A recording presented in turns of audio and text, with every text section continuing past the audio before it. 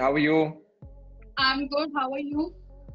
Good, good. आप बताइए, आपकी तबीयत खराब? Fine now? हाँ हाँ हाँ, एब्सोल्युटली। अभी तो थोड़ा बहुत डर तो लगा ही रहता है। इंसान छींक भी दे तो उसे लगता है कि वो बीमार है। But just been running around a little bit, so थोड़ा सा थक गया था, so I was just resting it out. बाकी सब ठीक है। Okay, are you back to work now? I am going to be back to work. I am going to be shooting for a lot of stuff from October 15th. मेरे in fact workshop शुरू होने वाले हैं मेरे अगले web series के, तो I am technically back to work only. Meetings तो सारी चल ही रही हैं लोगों के साथ, so I had to be back to work. कब तक घर बैठ सकते हैं? या ओके, कांग्रेचुलेशंस फॉर आश्रम। बहुत अच्छा रिस्पांस मिला है, सबको बहुत ज्यादा पसंद आया है। पहले थोड़ा लग रहा था कि कंट्रोवर्सीज हो सकती है, बट बाद में सबको शो देखकर पता चला कि नहीं, इट्स अ गुड कॉन्सेप्ट। तो आपको पर्सनली किस तरह के डीएम्स आए हैं शो के बाद? डीएम्स तो मुझे हजारों की तादाद में आए। मेरे डीएम्स तो बंद ही नहीं हुए। इनफैक्ट मैंने अपने हाइलाइट्स भी डाले हैं। इतने मैसेजेस लोगों के आए हैं, आने शुरू हुए। तो लोगों को ऑब्वियसली शो तो बहुत ही पसंद आया। जितने भी किरदार हैं शो में, सबका काम बहुत पसंद आया लोगों को। टिंका सिंह जो मैंने किरदार प्ले किया है, वो बहुत ही ज्यादा लोगों को पसंद आया, और मैं बहुत शुक्रगुजार हूँ। बिकॉज एक एक्टर क्या चाहता है, और एक एक्टर जो है वो तारीफ ही चाहता है कि लोग उसके काम को सराहें, उसके काम को प्रेज करें, बिकॉज उससे उसे बहुत कॉन्फिडेंस मिलता है। तो I am very grateful because पिछले 10-12 सालों से मैं कुछ ना कुछ करने की कोशिश कर रहा हूँ कि कहीं ना कहीं तक मैं कैसे भी करके लोगों तक पहुंच जाऊं। और आश्रम से एक बहुत बड़ी शुरुआत हुई है। मुझे लगता है कि लोगों ने फाइनली मेरे काम को देखकर मेरे काम को सराहाया है, मेरे टैलेंट को सराहाया है, जो बहुत जरूरी है एक एक्टर के लिए। तो मैं बहुत ही ज्यादा खुश हूँ, बहुत खुशकिस्मत मानता हूँ अपने आप को कि प्रकाश झा साहब ने ऐसे वक्त पे मेरा हाथ थामा जब कोई हाथ नहीं थाम रहा था। दिशा झा जो उनकी बेटी है, उन्होंने मुझे साथ में तब अपॉर्चुनिटी दी जब मैं इतने सारे दरवाजे खटखटा रहा था, कोई खोल नहीं रहा था। So I always be grateful to them for giving me Aashram. और मैं क्या कहूँ, आज ही इनफैक्ट आश्रम का बहुत ही बड़ा सक्सेस का वो पूरा हैम्पर आया, गिफ्ट हैम्पर। तो मैं बहुत खुश हूँ यार। और जब जेन्युइनली कोई चीज सक्सेसफुल होती है तो आपको बहुत खुशी होती है। So I am very very very very very happy. Prakash Jha sir के साथ काम करके कैसा एक्सपीरियंस रहा? देखिए, प्रकाश जी के साथ काम करने का सपना हर एक एक्टर का होता है। और जब मैं न्यूयॉर्क फिल्म अकेडमी से पढ़कर आया था, तो मेरी पहली नौकरी मुझे प्रकाश झा साहब ने दी थी, जब मैं उनकी एक फिल्म का सेकंड एडी था। और आज मैं उनके फिल्म में उनके शो में काम कर रहा हूँ, और वो शो बाहर आ चुका है। और एक सरियल जिसे बोलते हैं ना, सरियल एक्सपीरियंस, जब एक प्रकाश झा जैसे डायरेक्टर जिनका एक ऑरा ही इतना बड़ा है, जिन्होंने इतनी खूबसूरत फिल्में बनाई हैं, चाहे वो राजनीति हो, गंगा जल हो, आरक्षण हो, तो आपको लगता है यार इन्होंने इतने दिग्गज कलाकारों के साथ, बड़े बड़े स्टार्स का काम किया। वो आपको एक्शन कट बोल रहे हैं, आपको जो है सेट पर जो है समझा रहे हैं कि शॉट ऐसा करना चाहिए। तो वो बहुत ही ड्रीमी सा स्पेस होता है जब ऐसे डायरेक्टर्स के साथ आपको काम करने का मौका मिलता है। और हम इसलिए तो मेहनत कर रहे हैं लाइफ में कि हम प्रकाश झा साहब जैसे डायरेक्टर को जो है उनके साथ काम कर पाए। तो एक्सपीरियंस तो बहुत ही अच्छा था। और आई थिंक सबसे अच्छी बात प्रकाश जी की ये रही है हमारे सेट पर कि कोई भी हमारे सेट पर हायरार्की नहीं थी कि कोई ए लिस्टर है, कोई बी लिस्टर है, कोई सी लिस्टर है। हम सब इक्वली ट्रीट किए गए थे, और ये बहुत कम मैंने सेट्स पर देखा है। और वही एनर्जी और वही फुर्ती प्रकाश जी के अंदर है। 65 नाउ, एंड शायद हम 32 ईयर ओल्ड को भी बीट करते अपनी एनर्जी में। सुबह 5 बजे जिम में होते थे और पूरा दिन शूट करते थे। इतने 2-2 हजार के क्राउड को हैंडल करना बहुत मुश्किल होता है एक डायरेक्टर के लिए, लेकिन वो पूरा जो है गेम प्रकाश जी जानते हैं, और हमेशा एनर्जी रहती थी उनको देखकर हमारे अंदर और एनर्जी आ जाती थी। But what an amazing experience. और आश्रम 2 की तैयारी अब चल रही है, तो fingers crossed. How did you prepare for the role of Tinka Singh? क्योंकि आप म्यूजिशियन तो है ही, फिर भी कोई चैलेंजेस फेस करने हो? देखिए, टिंका सिंह का ऐसा किरदार था कि जब मुझे प्रकाश जी ने कहा कि ये एक पागल सा रॉकस्टार है, बहुत गॉडी कपड़े पहनता है, डायमंड वाले कपड़े पहनता है, उन्होंने मुझे एक ब्रीफ नरेशन दिया था टिंका सिंह के बारे में। और उसके बाद जो भी उसके अंदर जो कारीगरी करनी थी, वो मैंने 5 महीने पहले करनी शुरू कर दी थी। जब देख जिस तरीके से टिंका सिंह बिहेव करता है, जो उसका एक एरोगेंस है, जिस तरीके से वो गाली देता है लोगों को, जो एक पागलपन, एक आर्टिस्ट के अंदर ना, हमेशा आप देखिए एक स्लाइड सा पागलपन का स्ट्रीक होता है। और वो एक पागलपन का स्ट्रीक मैंने टिंका सिंह के अंदर दिया। वो जो हाइपरनेस, पागलपन उसके अंदर हमेशा रहता है, वो हमेशा जागा हुआ रहता है। कोकेन बहुत करता है वो, कोकेन के बारे में बात नहीं करनी चाहिए आजकल वैसे हमें। बट उसको ऐसा कैरेक्टर रखा है, he is always high, he is high on cocaine, he is also high on life. उसको लगता है कि वो खुदा है, उसको लगता है कि उससे बढ़कर साला कोई रॉकस्टार ही नहीं है इस दुनिया में। हाँ। तो जब भोपा आता है उसके बाद वो कहता है कि भाई तुम्हें बाबा के लिए परफॉर्म करता हूँ, तो कौन सा बाबा? बोलते साले मैं चू MC BC, साले तुमको लगता है साले मैं परफॉर्म करूंगा बाबा के लिए? साले आई एम टिंका सिंह बॉस, पागल तो नहीं हो गए? ढोंगी बाबा हटाओ इनको, लात मारो यहाँ से। तो एक पागलपन का, but the good part is I think people what I also work very hard on, कि एक चाइल्ड लाइक क्वालिटी जो मुझे रखनी थी टिंका सिंह, एक बचपना है उसके अंदर। तो हाँ। इसीलिए मुझे लगता है कि वो जब गालियां देता है तो लोगों को फनी लगता है। वो एरोगेंट तो है ही, लेकिन उनको लगता है कि हाँ नहीं चलो ठीक है यार, बचपना है इसके अंदर। So there was a very thin line between Tinka Singh becoming very grey and child like you know sweet and innocent, जो उसको बोलते हैं ना एक वो। तो मेहनत तो की है, तो वही मेहनत जो है मुझे लगता है कि रंग लाई है आज। या लाई है, ऑफ कोर्स लाई है। तो टिंका सिंह और बाबा जी का तो हम देख लेंगे, पार्ट 2 में देख लेंगे, लेकिन रियल लाइफ में आपका कभी किसी ऐसे गॉडमैन से कोई वियर्ड सिचुएशन हुई हो? हाँ बिल्कुल हुआ है। आई थिंक हम एक्टर्स जो है या हमारी इंडस्ट्री जो है वो बहुत ही सबसे ज्यादा, एक्चुअली हमारी इंडस्ट्री क्या सारी इंडस्ट्री हर जगह लोग इनसिक्योर ही रहते हैं। जब कुछ चीजें किसी की वर्कआउट नहीं होती है तो हम सबसे पहले जो है बाबा जी के पास जाते हैं, पंडित जी को फोन करते हैं, पंडित जी मेरी जरा कुंडली देखिए, जरा कुछ ग्रह गणित मिल नहीं रहा है, क्या हो रहा है, चीजें आगे बढ़ नहीं रही है। तो ऐसा मेरे साथ हुआ है इनिशियली हुआ है कि जब मैं गॉडमैन से मिला था, मेरे दोनों एक्सपीरियंसेस रहे हैं, अच्छे और बुरे। मैं बुरा पहले बताता हूँ आपको। जब मैं एक गॉडमैन से मिला था जो अपने आप को बहुत सेल्फ प्रोक्लेम भगवान के आदमी थे, कि मैं ये कर दूंगा, मैं वो कर दूंगा। जब मैं गया था उनके पास पहली बार, तो मेरे सर पे उन्होंने ऐसा घुमा के कुछ ऐसा लॉकेट निकाला और मुझे दिया, बेटा ये पहन और तू देख। और फिर उन्होंने मुझे अहमदाबाद बुलाया कुछ हवन करने के लिए। तो मैं गया, रात को 2 बजे हवन था जंगलों के बीच। तो मुझे भी लगा यार पता नहीं ये क्या हवन हो रहा है 2 बजे, पता नहीं जो भी है। और मैंने मुड़ के बगल में देखा तो बहुत बड़े पॉलिटिशियन बैठे हुए थे मेरे बगल में, जो अभी मेरे साथ नहीं है, अभी हमारे साथ नहीं है इस दुनिया में। फिर मुझे लगा पता नहीं क्या है यार। फिर उन्होंने बोला कि तू देख, मैं पानी में कुंड में पानी डालते डालते आग लगा दूंगा। तो वो कुंड में जब पानी डाल रहे थे तो वो पानी डालते डालते आग लग गई एक्चुअली। और मुझे लगा यार ये तो फिर ये भगवान के आदमी है यार, मतलब ये पानी से किससे कौन आग लगाता है यार। और फिर उन्होंने बोला जा, आज मैंने तेरा वो किया, मतलब हवन हुआ, तुम्हारा पूजा वूजा की, इसके बाद you will never look back. और वो आज का वो उसके बाद मेरे पास 6 साल काम नहीं था लाइफ में। ये अलग बात है। बट देखिए अंधविश्वास आप किसी भी चीज को लेकर अगर करें ना, तो वो आपके सेहत के लिए और आपके इमोशनल हेल्थ के लिए हानिकारक है लाइफ में। उसके बाद मेरी जिंदगी में एक ऐसा मिरेकल हुआ जिसमें मैं मिरेकल मानता हूँ। आश्रम से पहले जब मैं बहुत डरा हुआ था कि भाई मेरे हाथ में अब सिर्फ आश्रम है और कोई काम तो है नहीं, लोग पता नहीं आश्रम को देखेंगे, शो चलेगा नहीं चलेगा, मैं चलूंगा नहीं चलूंगा, इतने सारे एक्टर्स उसमें ऑनसॉम कास्ट है। मैं डरा हुआ था। तो मुझे सडनली एक फोन आया, मेरे फादर को फोन आया। फिर मेरे फादर मेरे रूम में आए, उन्होंने मुझसे कहा कि श्री रविशंकर तुमसे बात करना चाहते हैं। तो मुझे 5 मिनट ये बात ही समझ में नहीं आई कि श्री रविशंकर, जिसको पूरी दुनिया जो है आज मानती है, देखते हैं लोगों ने, वो बड़े बड़े सितारों के साथ उठते बैठते हैं, उनको मतलब जिंदगी का विजडम शेयर करते हैं, वो मुझे क्यों फोन कर रहे हैं भाई। और फिर उसके 1 घंटे बाद एक्चुअली वाकई में मेरा वीडियो कॉल था उनके साथ। और मैंने सबसे पहले मैंने पूछा, गुरुजी आप मुझे फोन कर रहे हैं, मैं विश्वास नहीं कर पा रहा हूँ, मुझे क्यों? तो उन्होंने मुझसे सिर्फ ये बात कही कि, और मेरे दिल की बात जो मेरे दिमाग में थी कि मैं अपनी जिंदगी को लेकर बहुत ज्यादा डिस्टर्ब हूँ, उन्होंने मुझे वही बात कही सिर्फ पॉइंट टू पॉइंट। उन्होंने मुझसे कहा कि अपनी जिंदगी को लेकर बहुत तुम अपसेट हो, बहुत डरे हुए हो, सारे डर जो है छोड़ दो। 2021 तुम्हारा बहुत अच्छा साल होने वाला है तुम्हारे करियर को लेकर। और मैं तुम्हें क्रिया जो है, मेरे कुछ शिष्य हैं वो तुम्हें मेरे क्रियाएं सिखाएंगे, बस क्रिया करते रहो, मेहनत करते रहो, बाकी और तुम्हें किसी चीज की जरूरत नहीं है, सब चीज बहुत अच्छी होने वाली है तुम्हारी लाइफ में। इतना ही कहा उन्होंने।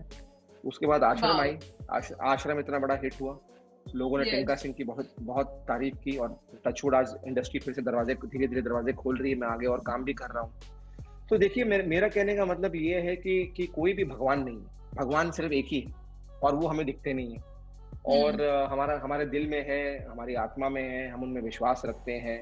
कि हमारे कल्चर में भी idealise them in forms of statues, जो हमें सिखाया गया है। और हम पूजा इसलिए करते हैं ताकि हम एक अच्छी एनर्जी जो है वो पैदा कर पाए हमारे इर्द गिर्द। और कोई मैजिक नहीं होता है। और आश्रम वही एक कहानी है जो लोगों को बहुत ही बैलेंस्ड पर्सपेक्टिव देने की कोशिश कर रही है कि आप विश्वास नहीं कर रहे किसी के अंदर, लेकिन अंधविश्वास जिस दिन आप कर दें वो आपके लिए बहुत हानिकारक हो सकता है। और बहुत खूबसूरती से प्रकाश झा साहब ने ये शो में हमें ये बात बताई है। और जो एक अच्छे गुरुजी होते हैं वो अपने जिंदगी के एक्सपीरियंसेस शेयर करते हैं। वो कभी भी आपको झूठे सपने नहीं दिखाते कि मैं तुम्हारे सर पर हाथ रखूंगा तुम सुपरस्टार बन जाओ।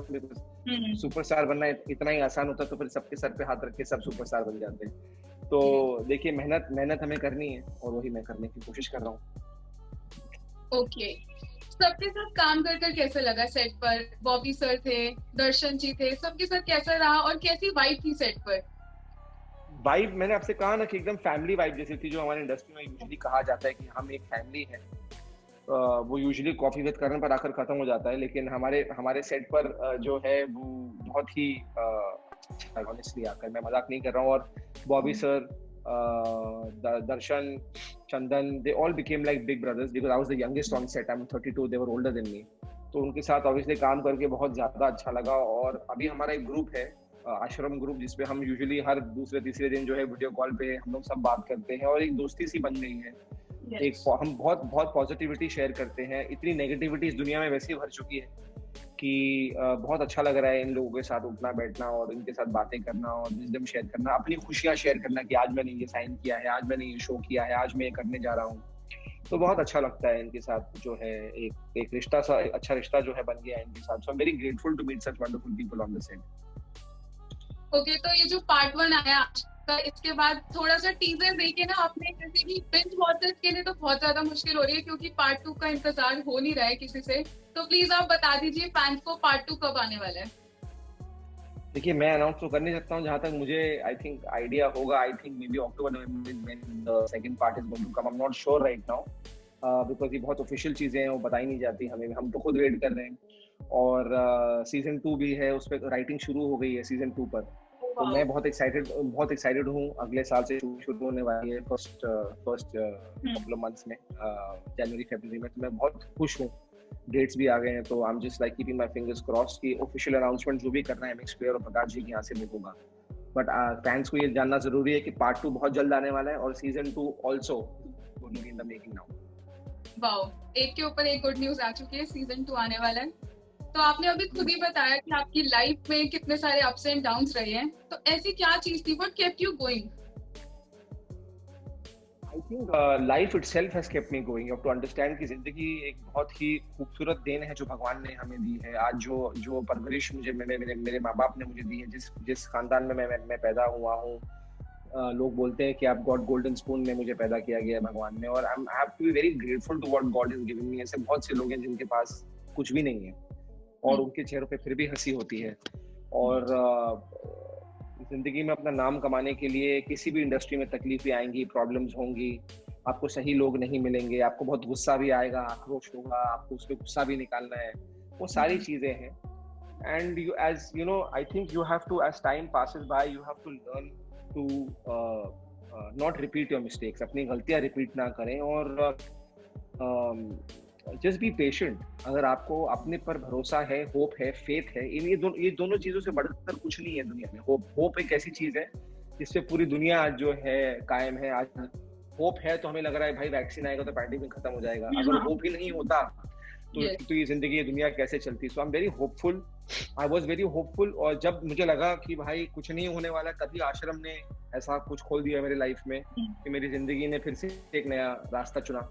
और ऐसा ही होता है जिन लोगों के साथ, जो लोग सिंसियर हैं, ऑनेस्ट हैं अपने काम को लेकर, जिन्हें होप है कि नहीं भाई देखो टैलेंट मुझ में है, कुछ ना कुछ मुझे सिर्फ एक मौके की जरूरत है और वो मौका मुझे भगवान जरूर देंगे। मैं मेहनत करता रहूंगा। देखिए घर बैठकर किसी को काम नहीं मिलता है।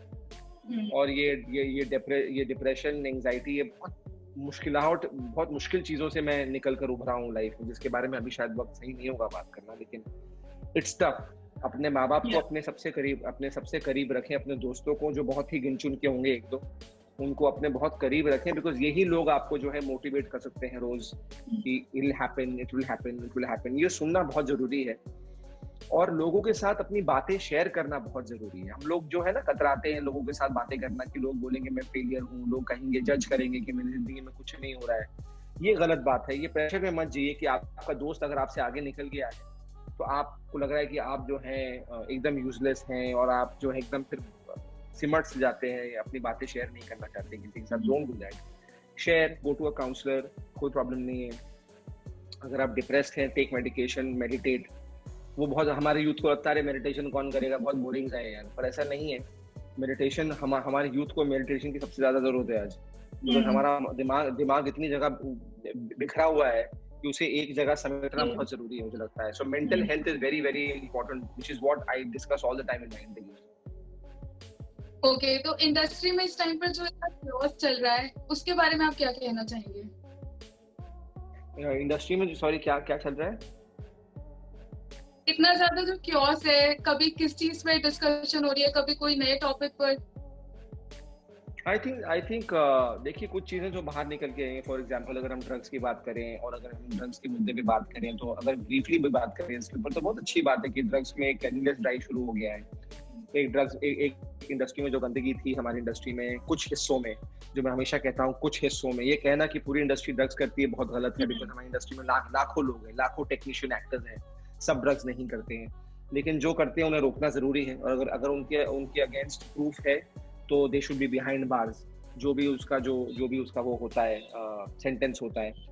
एंड इसी तरीके से जब लोगों के अंदर डर बैठेगा तो ये गलत चीजें हमारी इंडस्ट्री से निकलनी शुरू होगी। जैसे मी टू का मूवमेंट शुरू हुआ, वो कितना सक्सेसफुल है नहीं है मैं नहीं जानता इसके बारे में, लेकिन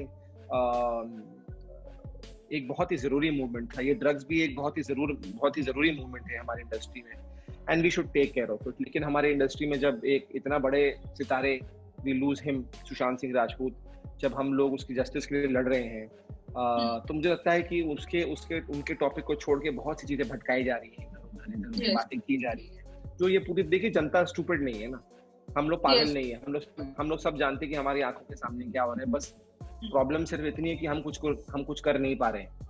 हमारे पास आवाज है और हम सिर्फ हमारी आवाज रेज कर सकते हैं और हम कुछ कर नहीं सकते। So we are just waiting, hoping that जो हमारा मुद्दा था टू फाइंड आउट कि सुशांत सिंह राजपूत के साथ हुआ क्या। देखिए, जिंदगी आएगी, वैक्सीन आ जाएगा, हम फिर दुनिया में जो है बिजी हो जाएंगे अपनी जिंदगियों में, पैसे कमाना, नाम कमाना, स्ट्रगल करना। फिर ऐसा ना हो कि हम सुशांत को एकदम भूल जाएं। मुझे लगता है कि ये बहुत गलत हो जाएगा, बिकॉज जो हुआ बहुत ही अनफॉर्चुनेट हुआ उसके साथ, और ये हक हम सबका बनता है as human beings, as Sushant Singh Rajput fans, to find out कि उसके साथ हुआ क्या। बाकी चीजें भी बहुत इंपॉर्टेंट है जैसे कि आपने कहा, लेकिन एक दूसरे के ऊपर जो कीचड़ फैलाया जा रहा है, जो अनपार्लियामेंट्री लैंग्वेज यूज की जा रही है, एक टॉक्सिसिटी, जो ऑलरेडी इतनी टॉक्सिक दुनिया है, लोग मर रहे हैं, पैंडेमिक है, उसके बीच में आप लोगों को नेगेटिव बातें कर करके आप वैसे ही उनको मार रहे हो, आप लोगों के कॉन्फिडेंस तोड़ रहे हो।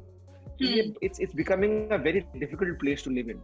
और मुझे पता नहीं कि हमारी दुनिया में कंपैशन खत्म क्यों हो गया है। I don't know why people have become so uncompassionate. I don't know why लोगों के अंदर दिल नहीं है। मुझे लगता है कि लोग जो है कुछ भी कभी भी उठ के कह देते हैं अपने एजेंडास के लिए, और ये बहुत गलत बात है। लेकिन जीना तो इसी दुनिया में है हमें, और अपने आप को बचा के चलना है।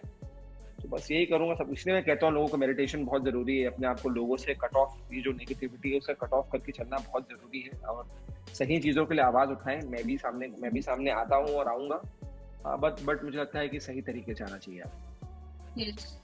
तो सुशांत की बात उठी है, तो सुशांत के लिए आपने एक सॉन्ग बनाया, एक ट्रिब्यूट सॉन्ग बनाया, जिसे लोगों ने बहुत ज्यादा पसंद किया है। उसके पीछे आपकी क्या सोच क्या थी, कि कहाँ से आया आइडिया?